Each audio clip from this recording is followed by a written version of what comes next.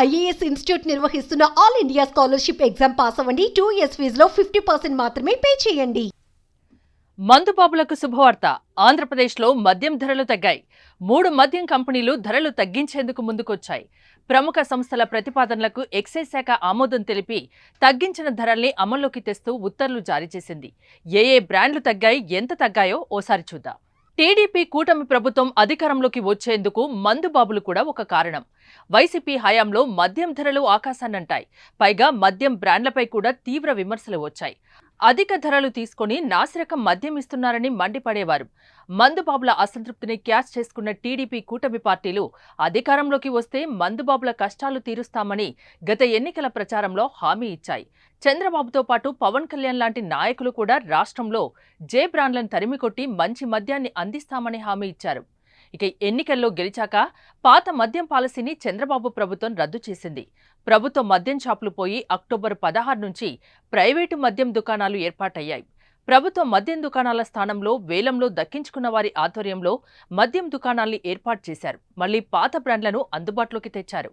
అయితే చంద్రబాబు ప్రభుత్వం వచ్చాక మద్యం ధరలు భారీగా తగ్గుతాయని ఎదురుచూసిన మందుబాబులు ప్రస్తుత ధరల విషయంలో కాస్త అసంతృప్తిగా ఉన్నారు.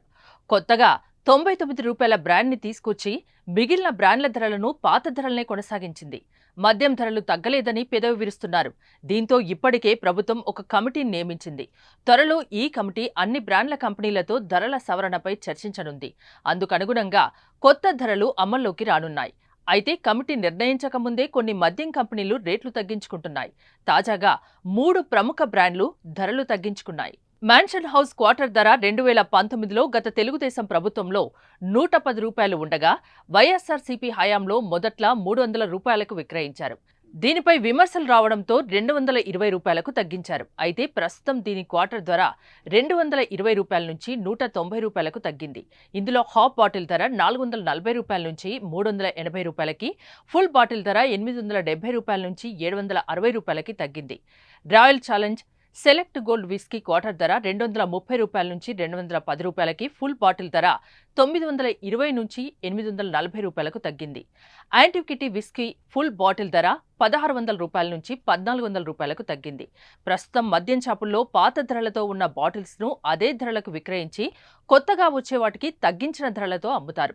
రాష్ట్రంలో గత 5 ఏళ్లలో ప్రముఖ బ్రాండ్ల విక్రయాలకు అవకాశం ఉండేది కాదు.